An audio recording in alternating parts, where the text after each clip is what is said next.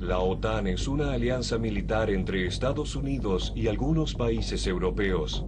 Fue creada a mediados del siglo pasado con objetivos defensivos que buscaban evitar que el bloque soviético se expandiese una vez finalizada la Segunda Guerra Mundial. Sin embargo, durante las últimas décadas, la OTAN ha participado activamente en numerosos conflictos bélicos, dejando en evidencia su interés real, el imperialismo económico y cultural. Bajo el claro liderazgo de Estados Unidos y con la excusa de defender los derechos humanos, la OTAN ha dejado hasta el momento miles de víctimas civiles inocentes.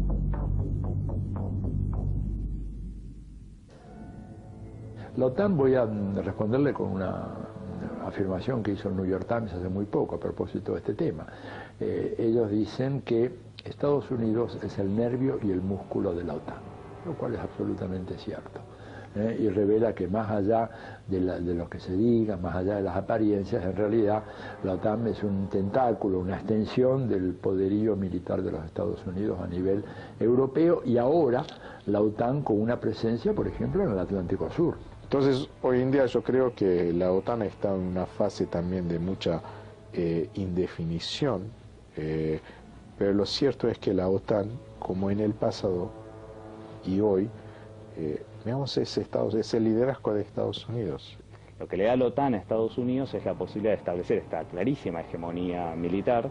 Pensemos que Estados Unidos es el responsable de la mitad de todo el gasto mundial, es decir, el gasto militar de Estados Unidos equivale al de todo el resto de los países del mundo, pero lo que le da a la OTAN es, bajo esta hegemonía de Estados Unidos, una alianza en esa conducción junto con los países de Europa y junto con Japón. Bueno, lo que no está dicho pero está claro es el plan, el objetivo de Estados Unidos junto con sus aliados europeos, que en ese momento había adquirido mucha relevancia el grupo de los 8, los que llamaban G8, o los países más industrializados de la Tierra, habían adoptado la función de controladores del mundo, lo que ellos llamaban protectores del mundo, y este gran ejército, esta gran organización militar, tenía como función justamente eso, poder expandirse hacia todas las zonas hasta ese momento ocupados por la Unión Soviética y dominar el mundo, o sea, llegar a la plena hegemonía mundial. La OTAN surgió básicamente para enfrentarse al bloque soviético. Con la desaparición del bloque soviético muchos planteaban que ya no tenía ningún sentido que existiera la OTAN. Por supuesto que hubo una reconversión que tenía que ver con los intereses estratégicos de Estados Unidos. On September the 11th, enemies of freedom committed an act of war against our country. Americans are asking, who attacked our country? Our war on terror begins with Al-Qaeda, but it does not end there. El ataque a las Torres Gemelas fue un ataque directamente a los Estados Unidos, y por eso los Estados Unidos pudo, bajo las leyes de los Estados Unidos, atacar a Talibán dentro de Afganistán. Una vez que esa misión fue concluida, la pregunta fue qué papel puede usar los Estados Unidos con OTAN para extender el uso de OTAN y al mismo tiempo permitir que los Estados Unidos use sus tropas en otros conflictos. Y es que en el fondo lo que ha pasado con la OTAN en los últimos años después del 11S ha sido la reformulación de una estrategia político-militar. Por un lado, la crisis de legitimidad, la pérdida de razón de ser de la OTAN tras la caída del muro, hacía necesario buscar un enemigo común, el terrorismo islámico, pero también, por otro lado, la necesidad de establecer una nueva doctrina político-militar. La OTAN, en un documento de 2010, prácticamente revé su doctrina, y en esa doctrina efectivamente incorpora los principios de la doctrina militar norteamericana y dice que efectivamente se defenderán los intereses de los países miembros de la OTAN estén donde estén. Tenés que saber cómo cambió la OTAN y dejarte de pensar que la OTAN es del Atlántico Norte, no es del sur, es del mundo ahora. La Alianza Atlántica del Norte también es una Alianza Atlántica del Norte que abarca todo, porque su proyecto de expansión significa que todos esos países agrupados en la Alianza Atlántica del Norte están estableciendo la agenda para el mundo. Porque al entrar en estas luchas de intervención e invasión, ellos han entrado en una actividad directa en la conquista del mundo. The United States is not aware of itself as an empire, but certainly if we look around the world today, we will see that it has an imperial reach that is not matched by any other power on the planet. So the United States has effectively anywhere between 850 and 1,000 bases and military installations in over 160 countries all around the globe.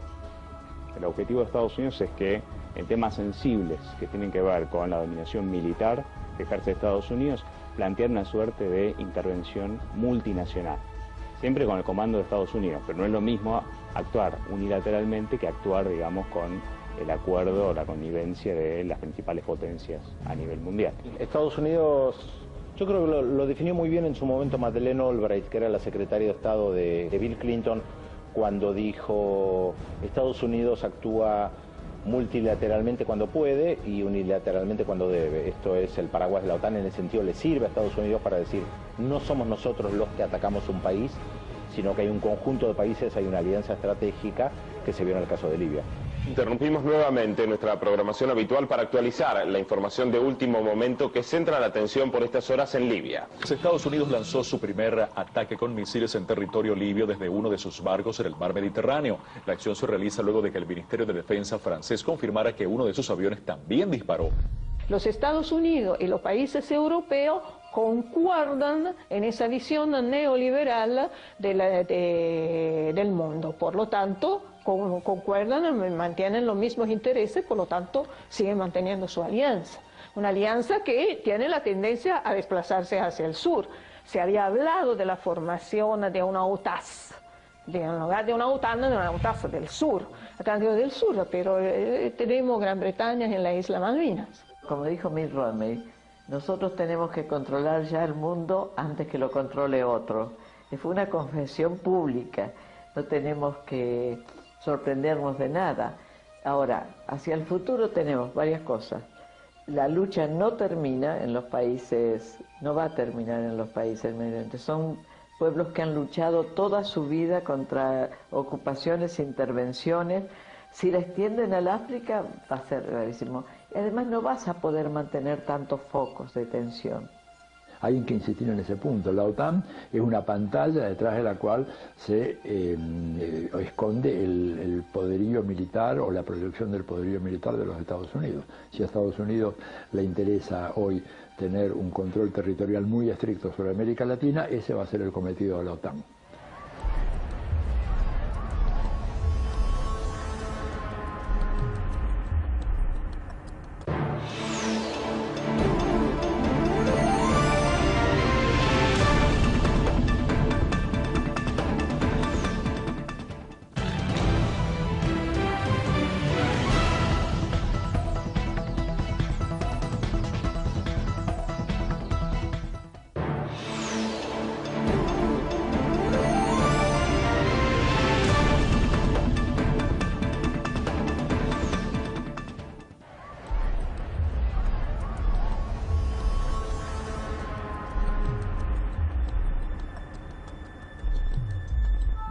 Los Estados Unidos de América cuentan con más de 2 siglos de historia como país independiente. A lo largo de estos años, el país norteamericano ha tenido como objetivo principal el control sobre el resto de los países del mundo. Para justificar sus políticas de expansión territorial, dominación o eliminación de enemigos, la imposición militar sobre los pueblos originarios y las guerras de anexión en el continente americano, gobernantes e intelectuales estadounidenses han elaborado numerosas doctrinas que explican de manera directa y sin ambigüedades sus planes tanto a nivel continental como mundial. Bueno, son distintas doctrinas, pero Estados Unidos desde del siglo XIX justifica su política imperialista a nivel mundial, pero sobre todo en América Latina, planteando que es una suerte de pueblo elegido, es decir, tiene una connotación filosófica, moral y religiosa a la justificación de este intervencionismo, y plantea que el pueblo de Estados Unidos tiene como destino manifiesto, digamos, civilizar a todo el mundo. Fíjese que ellos, digamos, intervienen y le roban a México la mitad de su territorio en 1847. Y después se meten en el Caribe y despojan a los cubanos de la victoria que habían tenido sobre las fuerzas españolas y se quedan en la isla. Digo, en fin, el intervencionismo y esta política persistente es un rasgo que marca, digamos, la obsesión de los Estados Unidos por tener el control total sobre esta parte del mundo. Bueno, Estados Unidos, digamos, desde que planteó el destino manifiesto y su política de expansión, digamos, en el continente americano desde mediados del siglo XIX, va avanzando en la región. Si viera Estados Unidos que hay países que no tienen capacidad de gobernarse a sí mismos y que ponen en peligro los derechos fundamentales de sus poblaciones y sobre todo de las inversiones norteamericanas, Estados Unidos se arroga el derecho de intervenir y, como dice el corolario Roosevelt, enseñar las buenas formas de gobernar a nuestros países. Intentaron eso durante, a lo largo de un siglo y medio y con más de 200 intervenciones militares en la región, ¿no? En 1945, tras la finalización de la Segunda Guerra Mundial, Europa había quedado como un territorio devastado y sumamente débil. El mundo se encontraba dividido en dos, y la Unión Soviética representaba la gran amenaza para la hegemonía pretendida por Estados Unidos. En el año 1948, Estados Unidos firma junto a Francia, el Reino Unido, Bélgica, los Países Bajos y Luxemburgo el Tratado de Bruselas, que da nacimiento a la OTAN, una organización cuyo único fin era, supuestamente, organizar Europa ante la amenaza de la Unión Soviética. Bueno, la OTAN es la organización del Tratado del Atlántico Norte, es un tratado militar y también político que surge después de la Segunda Guerra Mundial, firmado por los Estados Unidos con los principales países europeos y que tiene por objetivo una alianza militar para garantizar la contención, así se decía, ¿verdad?, del comunismo que representaba la Unión Soviética a finales de la década de los 40.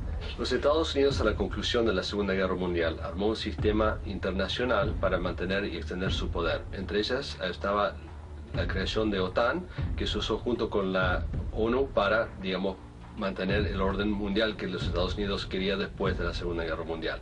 Desde 1947 hasta su final, la OTAN se usó definitivamente para poner un bloque hacia la Unión Soviética dentro de Europa y durante ese periodo tuvo esa misión muy aclarada.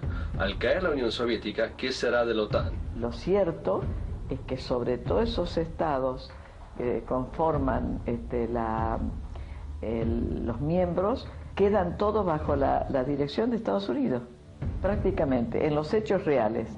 Y en la composición de las estructuras de mando, sobre todo en la OTAN, el mando central está en Estados Unidos. El mando central de la OTAN lo ejerce Estados Unidos. La Guerra Fría se inicia en 1947, tras el quiebre de la gran alianza integrada por los vencedores de la Segunda Guerra Mundial: Estados Unidos, la Unión Soviética y Gran Bretaña. Las fronteras se cerraron y la llamada cortina de hierro dividió a Europa en occidental y oriental. De un lado quedaron Estados Unidos y los países miembros de la OTAN. Del otro, la Unión Soviética y los firmantes del Pacto de Varsovia. De un lado el capitalismo y del otro el socialismo. La Guerra Fría no fue una guerra convencional.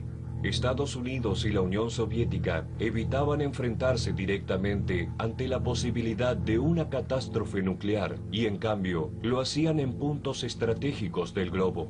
La Guerra Fría no solo se libró en el frente militar, sino también en el ideológico y en el político, y para ello la propaganda fue esencial.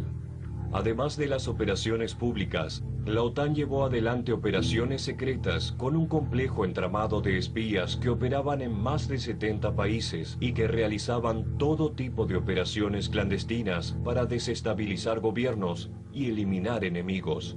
En 1988, el juez italiano Felix Casson reveló la existencia de estas redes clandestinas dependientes de la OTAN.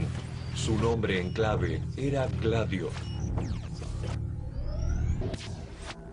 En 1989 caería el muro de Berlín y 2 años después se daría la disolución de la Unión Soviética.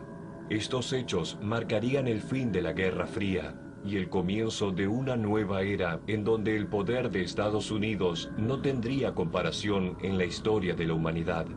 Con el fin de la Guerra Fría, el futuro de la OTAN entró en contradicción. Había sido creada para defender a los países capitalistas de Europa de la amenaza comunista, y esta amenaza había desaparecido.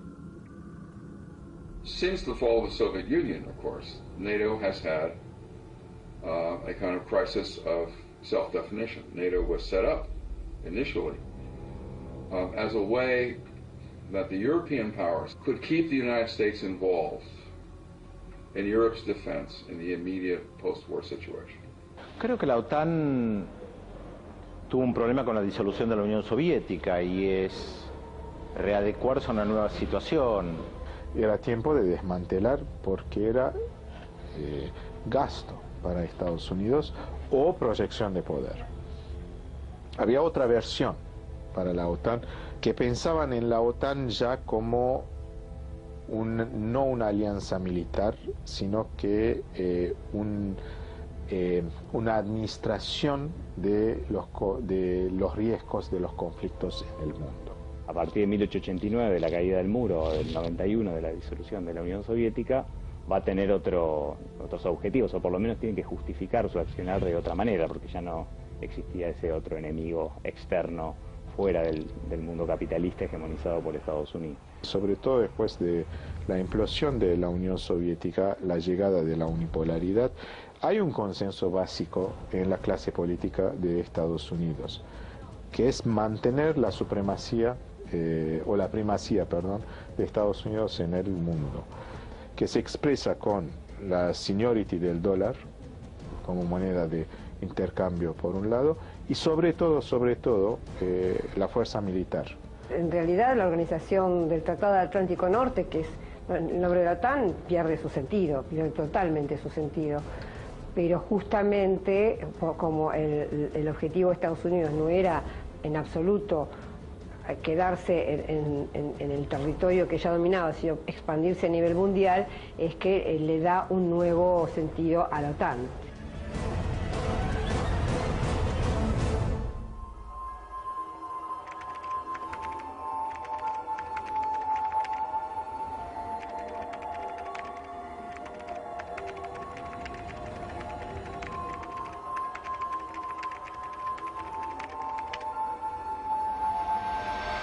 In this moment, the most important is to stay calm. The criminals of the NATO and their paymaster can create damage, but they cannot enslave us.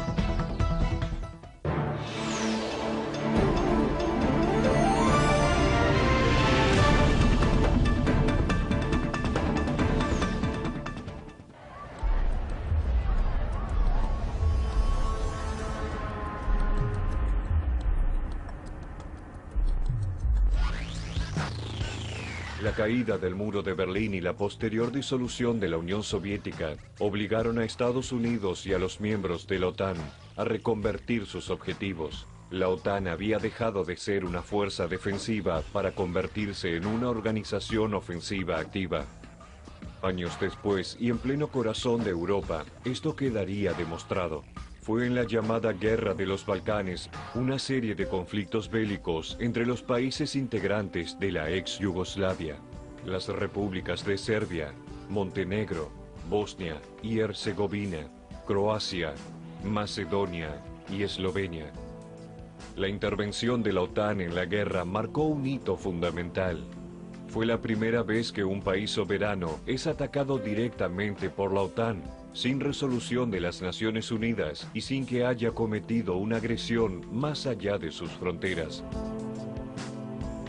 Entonces, lo que va a hacer la OTAN a partir sobre todo del año 91 es justificar esta dominación ya no en el área, digamos, de Europa Occidental y de Estados Unidos, sino a nivel mundial, justificar esta dominación diciendo que las intervenciones tienen que ver con garantizar que no se cometan atrocidades contra la humanidad, ¿no? Las llamadas intervenciones humanitarias, que en general sí son una máscara para plantear la justificación de la intervención. En 1995, con el uso de la OTAN en la guerra de Bosnia. Específicamente, dentro de la ONU, los Estados Unidos no pudo lograr lo que quiso diplomáticamente, no pudo invertirse en el programa o el problema en Bosnia, en la disolución de Yugoslavia, y por eso tuvo que encontrar otra manera de hacer las cosas. Y lo que usaron fue la OTAN, es decir, lanzaron un ataque aéreo para proteger a las víctimas de la agresión dentro del país por medio de uso de la OTAN, cosa que nunca se había calculado específicamente desde su creación en 1947 hasta ese momento. Y desde ese entonces la OTAN tiene un papel más desarrollado, determinado específicamente por los intereses de los Estados Unidos, y más los intereses de los Estados Unidos que la ONU no apoya. En la Asamblea de Naciones Unidas del año 95 explícitamente cambia la misión de la OTAN, que hasta ese momento era solamente europea, o sea, proteger a Europa, y defensiva, o sea, defenderse de ataque. Pasa a ser agresiva, es decir, pasa a poder intervenir en forma activa, no solo defenderse, y extraterritorialmente.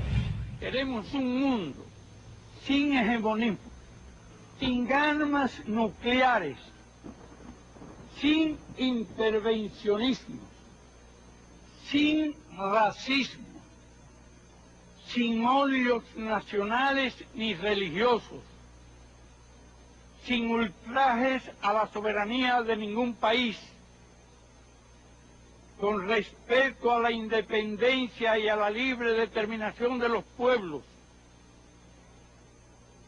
sin modelos universales que no consideran para nada las tradiciones y la cultura de todos los componentes de la humanidad. Tenemos que estudiar profundamente los cambios que la OTAN tuvo desde su principio original. ¿Qué hizo cuando comenzó a pasar de defensivo a expansivo, que se metió en la guerra de los Balcanes, servido del tema de serbio-bosnio? Pero para que la OTAN pudiera hacer esas operaciones, tenía que actuar por medio de los medios de información masivos, que están en manos de un solo poder hegemónico y cuyas líneas se trazan en el Pentágono de Estados Unidos, no se trazan en una redacción. Lo que sigue Kosovo, sí es una actuación de la OTAN, pero ¿qué es la OTAN? Es Estados Unidos. Es Estados Unidos. Y es a partir de esta actuación que empieza a cobrar resonancia pública el concepto de intervención humanitaria. ¿Okay? Entonces todos se preguntaban si la OTAN, esa fuerza del bien, supuestamente serviría para la intervención humanitaria en el mundo. Si uno mira las últimas guerras que hubo en los 20 años posteriores al fin de la Guerra Fría, ¿sí?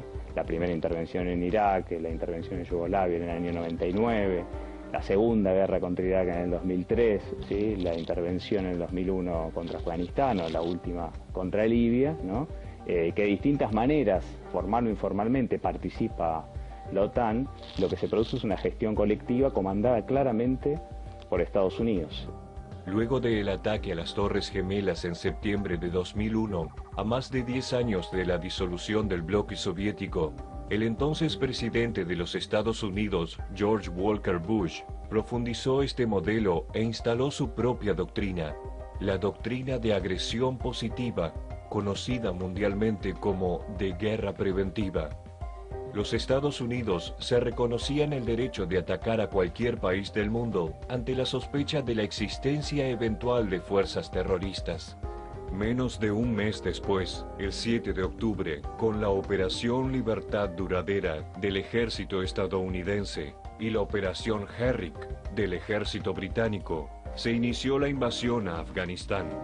El objetivo declarado era encontrar a Osama Bin Laden y a otros miembros de la red Al-Qaeda, acusados de haber realizado el atentado a las torres, y derrocar el régimen talibán que apoyaba y daba refugio a la organización terrorista. En marzo de 2003, Estados Unidos y sus aliados iniciarían la invasión a Irak. El presidente Bush, esta vez, justificó la invasión, asegurando que Irak poseía armas de destrucción masiva y que Saddam Hussein representaba un peligro para el mundo. Nunca fueron encontradas armas de destrucción masiva en Irak. Saddam Hussein fue derrocado, juzgado, y las millonarias reservas petroleras iraquíes pasaron a manos norteamericanas. La caída de las Torres Gemelas o el atentado a las Torres Gemelas desde el punto de vista de la OTAN no hizo más que reafirmar, creo, la supremacía norteamericana, el hecho de que políticamente la OTAN está dirigida por Estados Unidos. La primera consecuencia del atentado a las Torres Gemelas fue el intento por parte de la OTAN de iniciar una campaña ideológica, una ofensiva que tiene un objetivo básico y era legitimar, tras la caída del muro y la pérdida de razón de ser de la Alianza Atlántica, el proyecto de la búsqueda de un enemigo común que justificara la inversión y el propio proyecto hegemónico de la OTAN a nivel internacional. En cualquier lugar, por cualquier motivo, y hasta se miente, porque lo que pasó en Irak es presentar a Saddam Hussein como el que tenía determinadas armas y se lanza una guerra en contra de un Irak que no tenía ninguna de esas armas, pero se suponía que sí la tenía y se mintió en ese sentido porque había efectivamente una serie de informes que decían que no existen. Pero ahora la expansión es global y por eso es muy importante debilitar organismos como la OTAN, denunciar qué significa la OTAN, qué es la OTAN. La gente sigue hablando como si fuera el Atlántico Norte, no, ya dejó de ser eso. Ahora es un organismo militar que apoya los actos de expansión global que intenta el poder hegemónico mundial. The globe has been divided into 6 or 7 American military commands for each major region of the world. A Central Command that overlooks the Middle East and its oil resources, Pacific Command that overlooks the South China Sea and the Pacific Ocean, the Latin American Command, an African Command, of course the European Command. Las intervenciones siempre son en función de la OTAN, siempre son en función de los intereses de esta gestión colectiva, ¿sí?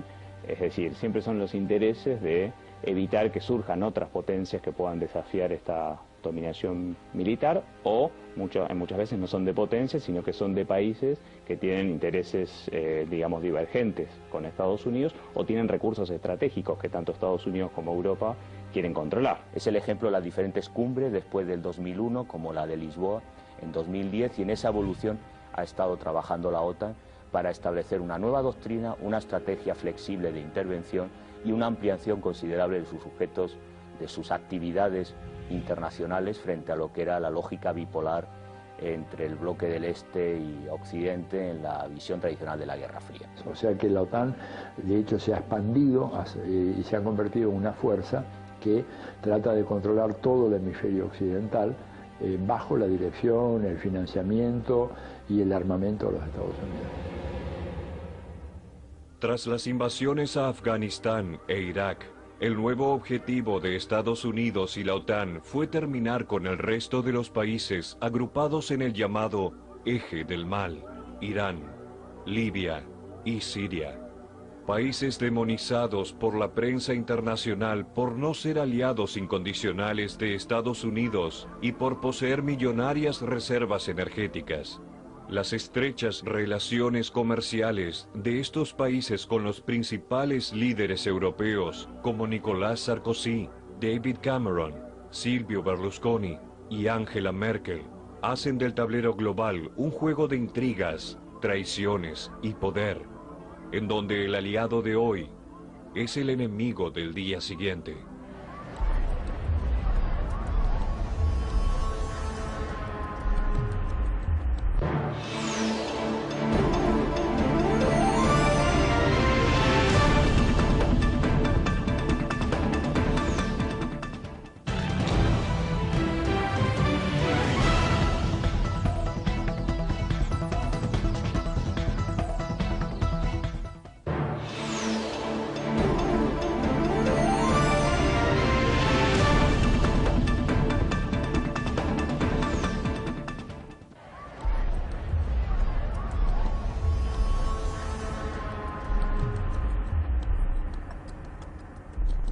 Estados Unidos y los países miembros de la OTAN sostienen públicamente una autoproclamada obligación moral de proteger al planeta y a sus habitantes de peligros tales como el terrorismo y gobernantes que representen una amenaza para sus propios pueblos. Declaran que sus únicos objetivos son los de garantizar la libertad y la democracia en todas las regiones del mundo. Operaciones como las llevadas a cabo en la Guerra de los Balcanes y las invasiones a Afganistán e Irak lo desmienten por completo.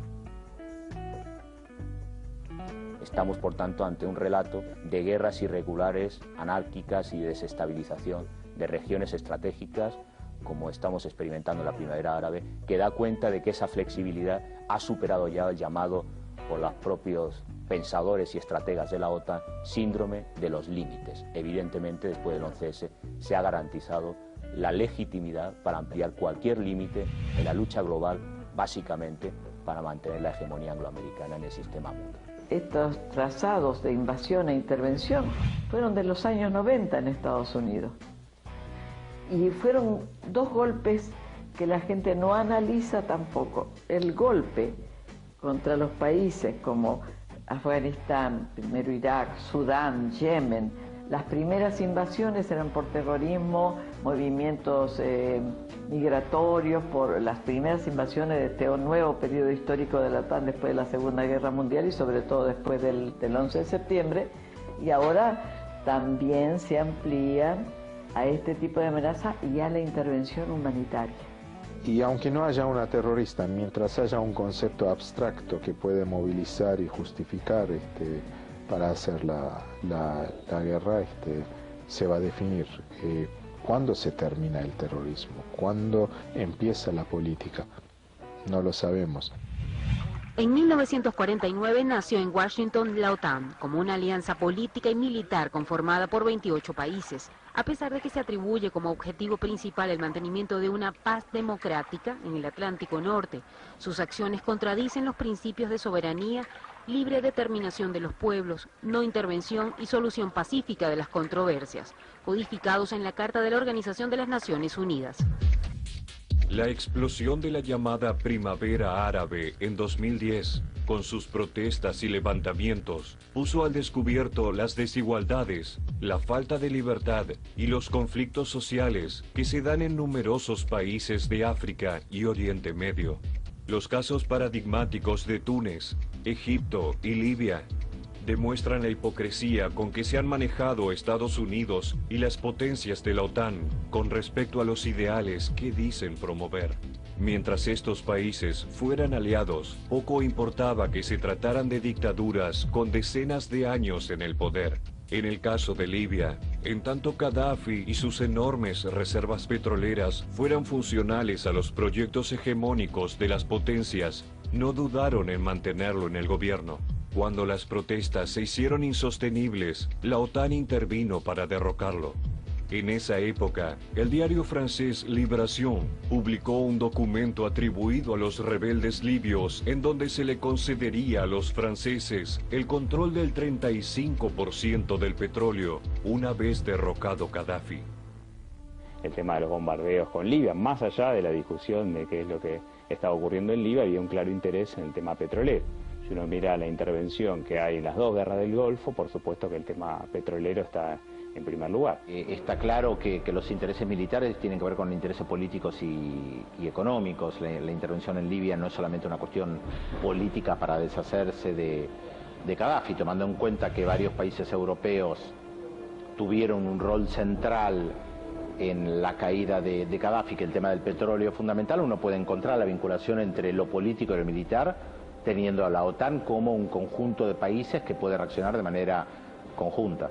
Y me parece que ahí hubo un intento, dada la situación de cambio y de movilidad que hay en esa zona del mundo, un intento de Estados Unidos y de las potencias europeas, no solo de apropiarse del petróleo, por supuesto, sino de instalarse en un país donde no podían instalarse hasta ese momento, o no podían instalarse como ellos lo hubieran querido, siendo Libia, como es un país estratégico desde el lugar donde está ubicado geográficamente, ¿no? Entonces, ¿qué juego juega la OTAN? Bueno, la OTAN es hoy en día el aparato militar de todo ese proyecto de expansión. Y tenemos que irla siguiendo día por día, acción por acción. Fíjate que Libia, sin la OTAN nunca lo hubieran tomado, porque ellos mandaron mercenarios. Además, la OTAN ahora, algo que nunca se había visto en la historia del mundo, utiliza mercenarios. Actualmente la situación en Siria es dramática y la guerra civil está fuera de control. En este caso, Estados Unidos y sus socios de la OTAN no han podido intervenir abiertamente en el conflicto ante la oposición de Rusia y China, miembros permanentes del Consejo de Seguridad de la ONU y con derecho a veto. Tras el fracaso que ha tenido ayer el Consejo de Seguridad de la ONU de aprobar un borrador de resolución de condena a Siria presentado por Gran Bretaña, Francia, Alemania y Portugal. Igualmente, son numerosas las denuncias que indican que mercenarios financiados por la OTAN operan desde la frontera de Turquía para desestabilizar la región. Según la ONG Observatorio Sirio de Derechos Humanos, la cifra de muertos estaría superando las 95.000 personas. Más allá del debate que se puede hacer sobre qué es lo que está pasando en Siria y cuáles son las características del régimen político en Siria, lo cierto es que una parte fundamental de lo que aparece como una oposición doméstica en Siria ha sido fogoneada, movilizada, financiada y armada inclusive por los países de la OTAN a través de algunos de sus aliados en la región, fundamentalmente Arabia Saudita.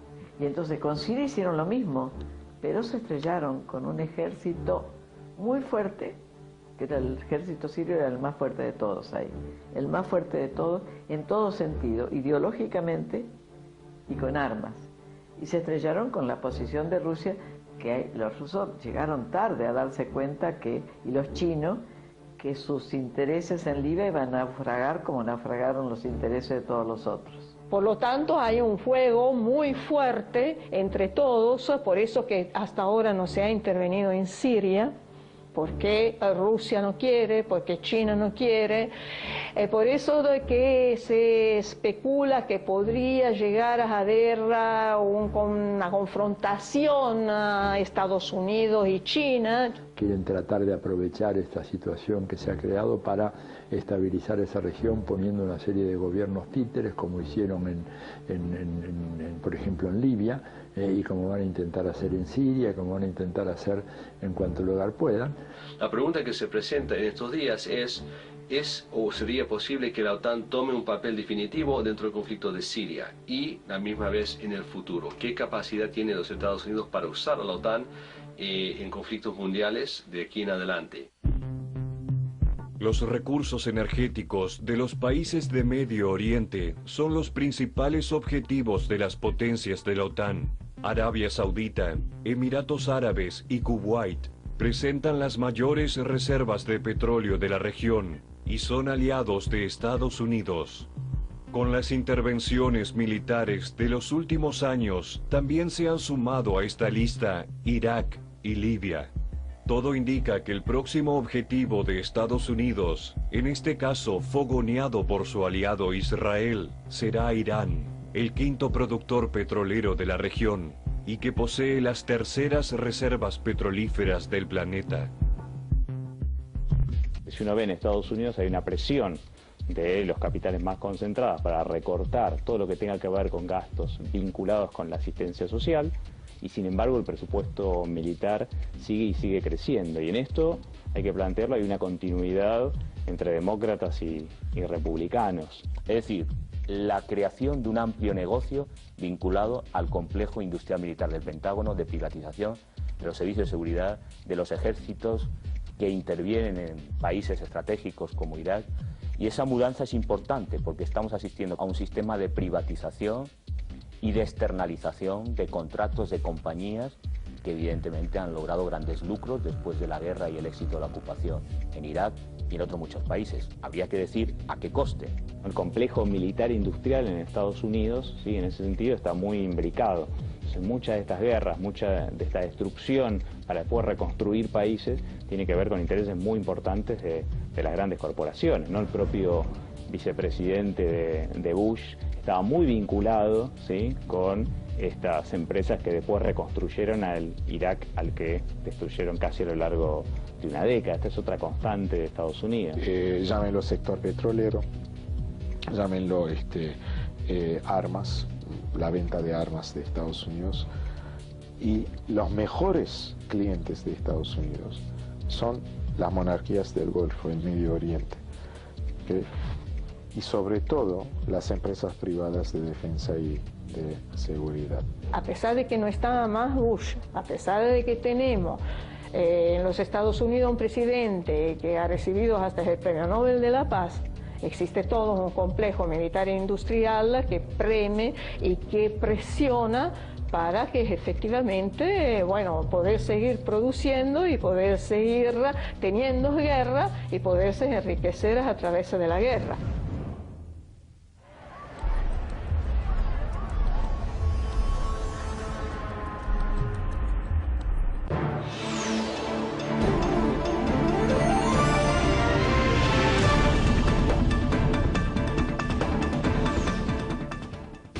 Goldman Sachs, grupo de banca de inversión y valores más grande del mundo, partícipe en el derrumbe de la compañía global de servicios financieros de Estados Unidos, Lehman Brothers Holdings, acusado por la Comisión del Mercado de Valores estadounidense de obrar fraudulentamente en la comercialización de hipotecas subprime. If governments don't rule the world, Goldman Sachs rules the world. I have compared to a huge secret service like the CIA, except they are much better than that. Se revela los escándalos que ha protagonizado el grupo financiero Goldman Sachs, que va desde sus operaciones financieras, su organización interna, así como también su presunta implicación en el ocultamiento de la deuda griega. Embaucher quelqu'un qui était chez Goldman Sachs, pour moi, c'est comme embaucher un criminel pour surveiller votre maison. Quelqu'un qui est un braqueur de banque, vous l'embauchez, va surveiller votre maison. En total estreno, Goldman Sachs, este martes, solo por Telesur.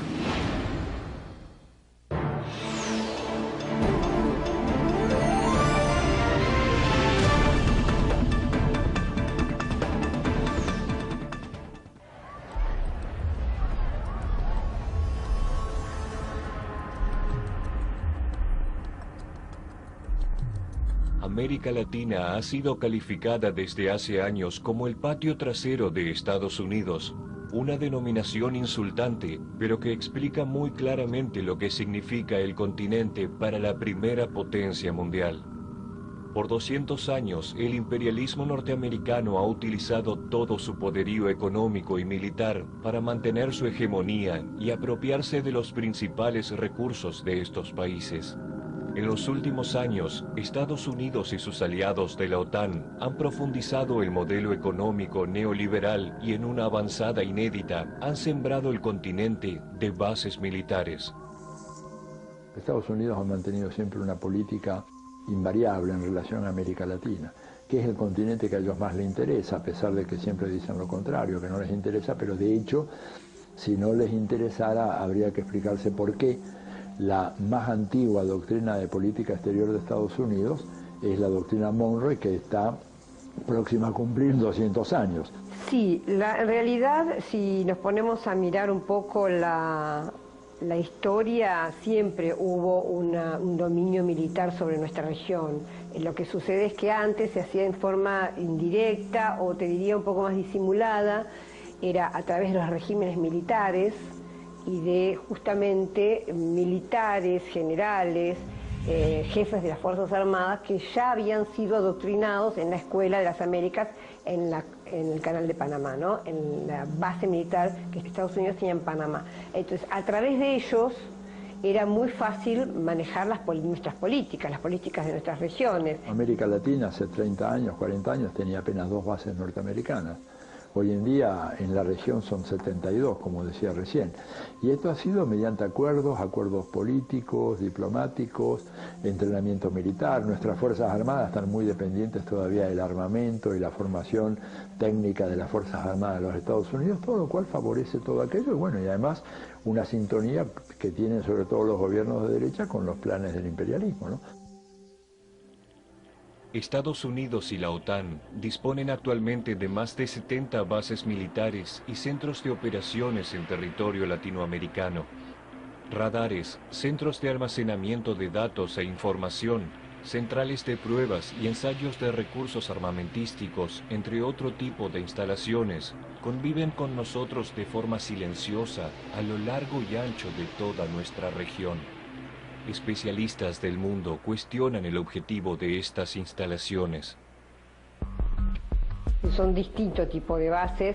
En total, 72, hay 20 y pico en América del Sur, contando algunas de la OTAN, porque, como el caso Malvinas. Y el resto en América Central, en todo lo que es la zona del Caribe, que por supuesto es la zona más importante para Estados Unidos, ¿no?